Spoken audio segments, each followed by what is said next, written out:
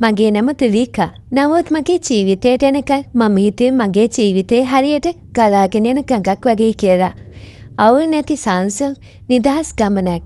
අපි දෙන්න හම්බ වුණේ යෝජනාවක් කරහා. මම උපාධිධාරිනියක්. මගේ දෙමව්පිය මට කිව්වේ නවෝත් කියන්නේ සමාජයේ හොඳ තැනක් තියෙන ස්ථාවර රැකියාවක් කරන හරිම ආදරණීය අවංක තරුණයෙක් කියලා. ඔවුන් කියපු දේවල් ඇත්ත බව මට මුල් හමුවීමේදීම වැටහුණා.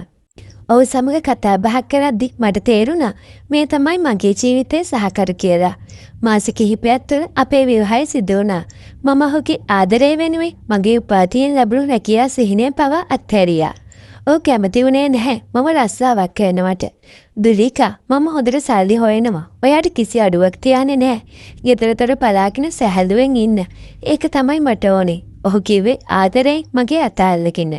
ඔහුගේ වචනවලට මගේ හිතේ තිබුණු සියලු අකමැත්තන් පවා යටපත් වුණා.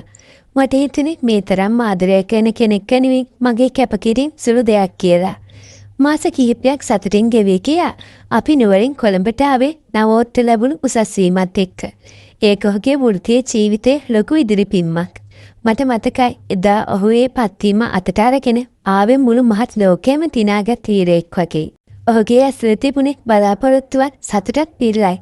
දුලේකා අපිට කොළඹ යන්න වෙනවා. ඒක ලොකු අවස්ථාවක්. මම ඔයාව තනියම දාලා යන්නේ නෑනේ. අපි දෙන්නම යමු. ඔහු කීවේ මාව තදින් තෙවලු කරගෙන. කොළඹ ජීවිතේ අපි දෙන්නටම අලුත් අත්දැකීමක්. නමුත් කාර්යාලයට ගියාම මම කුරියටගත් අපේ අලුත් ගෙදර ලස්සන කෑම පටන් ගත්තා. ගෙදර පුරා තිබුණේ අලුත් බලාපොරොත්තුවක සුවඳක්. අපේ ආදරයට මේ අලුත් වෙනස තවත් අලුත් වර්ණ එකතු කළා. ඒත් මාස කිහිපයක් යද්දී ඒ සතුටට පොඩි පොඩි කළුවලාකුළු එකතු වෙන්න පටන් ගත්තා. නවෝත්ගේ අම්මා සුනීතා නැන්ද දුරකථනයකෝ ඇවිත් මට දරුවෙක් ගැන කියන්න පටන් ගත්තා.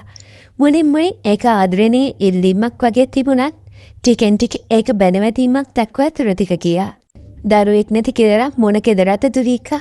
දැන් ඔයාලා පැන්තරත් කල් ගියානේ. මොනවද ප්‍රශ්න? මම හොඳ වෙද මහත්තයෙක් හොයලා දෙන්නද?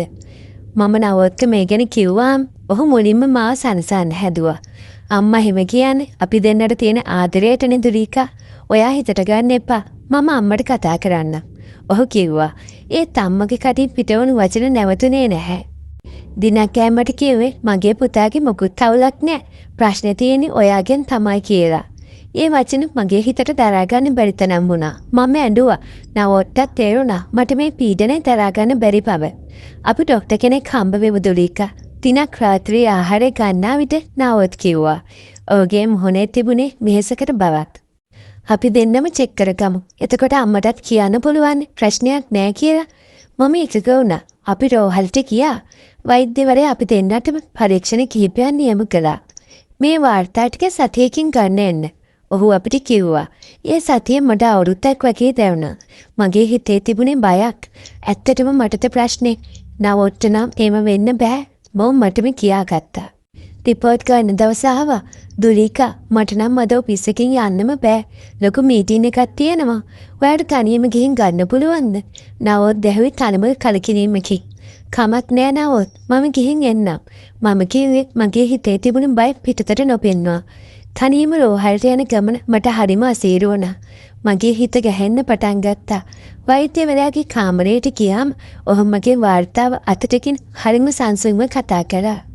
දුලීකා ඔයාගේ වාර්තා හොඳයි. ඔයාට දරුවෙක් හදන්න පුළුවන්. මගේ හිතට ලොකු නිදහසක් දැනුණා. ඒත් ඊළඟට ඔහු කිව්ව වචන මගේ ලෝකෙම උඩියට කුරු කළා.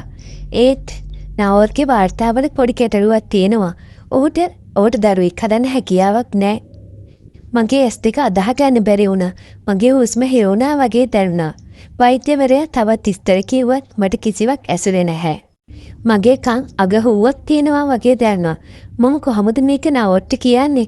ඔහු කොච්චර සංවේදීද? මේක දැනගත්තොත් ඔහු කොච්චර දුක් වේද? ඔහුගේ ජීවිතේම කඩා වැටේ. නැහැ මම කවදාවත් මේක ඔහුට කියන්නේ නැහැ.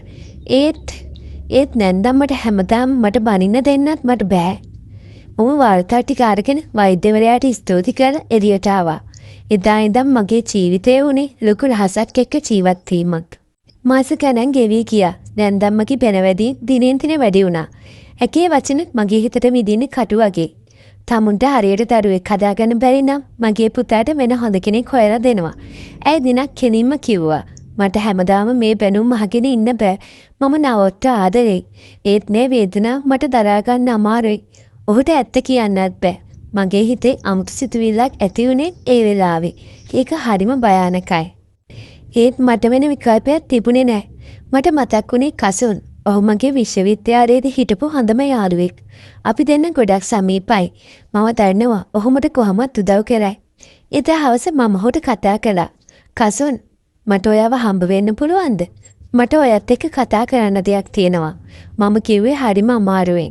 කසන් පුදුම වුණා. මොකද අපි බැන්දට පස්සේ කතා කරලා තිබුණේ හරිම කලාතුරකින්. ඇයි තුනීකා, මොකක්ද ප්‍රශ්නේ? ඔයාගේ කටහඬේ වෙනසක් තියෙනවා. ඔහු ඇහුවා. මම මාස ගානක් තිස්සේ මගේ හිතේ හිර කරගෙන හිටපු වේදනාවෙන් හිටියේ. අපි ඊළඟ දවසේ කැෆේ එකකදී හම්බ වුණා. කසන් කිසිම වෙනසක් වෙලා තිබුණේ නැහැ.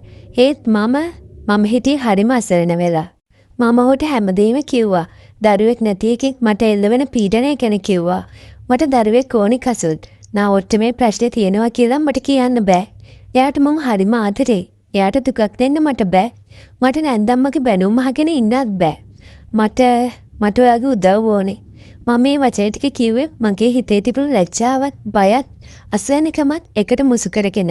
කසුන් ටික වේලාවක් නිහඬව හිටියා. ඔහුගේ මූණේ තිබුණේ පුදුමයත්, කම්පනයත් එකට මුසු වුණු හැඟීමක්. දුනීකා, ඔයාට හොඳටම විශ්වාසද? ඔහු ඇහුවා. මට වෙන කරන්න දෙයක් නෑ කසුන්. මගේ ජීවිතේ විනාශ වෙනවා. මගේ කසාදේ බිඳ වැටෙනවා. මම කිව්වේ කඳුළු පිරුණු ඇස් වලින්. ඊළඟ මාස කිහිපේ මගේ ජීවිතේ අඳුරම කාලය වුණා. මම නාවොට්ට බොරු කිව්වා. මම රැවටුවා. අපි දෙන්න හම්බ වුණේ රහසිගතව. මුලින් අපි හෝටල් කාමරවලට ගියා. ඒ හැම මොහොතකම මගේ හිතේ තිබුණේ ලොකු වර්ධකාරී හැඟීමක්. මම නාවොට්ට කරන මේ ද්‍රෝහිකම මාව ඇතුළතින්ම කෑලි වලට කපනවා වගේ දැනුණා. ඒත් මට දරුවෙක් ඕනේ වුණා. ඒ බලාපොරොත්තුව, ඒ අම්මා වීමේ ආශාව, ඒ නැන්දම්මගේ බැනීම් වලින් මිදීමේ අවශ්‍යතාවය මගේ සියලු සදාචාරමය බාධක බිඳ දැමුවා. දිනක් නැවොත් නගරයෙන් පිටට සති අන්තයකට ගිය වෙලාවක මම කසන ගෙදරට ගෙන්න ගත්තා. ඒක මගේ ජීවිතේ මම කරපු භයානකම දේ වෙන්නේ නැති. මම කසන්ට කිව්වේ මගේ ඈදෑයෙක් කියලා. මට මතකයි එදා රෑ මට නිින්ද ගියේ නෑ. මගේ ඇස තිබුණේ කඳුළුත්, බයත්, පසුතැවීමත් එකට මුසු හැඟීමක්. අන්තිමේදී මම ගැප් ගෙන ඇති බව තහවුරු වුණා. මගේ හිතට දැනුනේ සහනයක්. ඒත් ඒ සමගම ආවේ දරා ගන්න බැරි තරම් වරදකාරී හැඟීමක්. මම කසන්ට කතා කළා. කසන්, මම ප්‍රෙග්නන්ට්. අපේ සම්බන්ධය නවත්තමු. මට මේක තවදුරටත් කරන්න බෑ. ඔහු කිසිම දෙයක් කිව්වේ නෑ. ඔහුගේ කටහඬේ තිබුණේ දුකක්. කමක් නෑ තුලිකා. ඔයාට දරුවා ලැබුණානේ. පරිස්සමෙන් ඉන්න. ඔහු කිව්වේ එච්චරයි. මගේ ජීවිතේ කසන් ඉවත් වුණා. මම අලුත් බලාපොරොත්තුවක් එක්ක නවොත්ගේ ළඟට ගියා. නවොත්, මම ප්‍රෙග්නන්ට්. මම කිව්වේ බොරු සතුටකින්. නවොත්ගේ මුහුණේ තිබුණේ ලෝකයේම සතුට. ඔහු මාව තුරුළු කරගත්තා. අනේ දෙවියනේ, දුනීකා, මේක ඇත්තද? මම තාත්තා කෙනෙක් වෙනවා. ඔහුගේ ඇස්වල කඳුළු පිරලා තිබුණා. ඒ කඳුළු දැක්කම මගේ හිතට තවත් වර්ධකාරී හැඟීමක් දැනුණා. මම ගැබ්ගෙන මාස 4ක් විතර වෙද්දි නවොත් ඔෆිස් එකේදී යටිබඩේ දැඩි වේදනාවක් ආවා. දුනීකා, මට ඔෆිස් එකේදී බඩේ අමාරුවක් ආවා.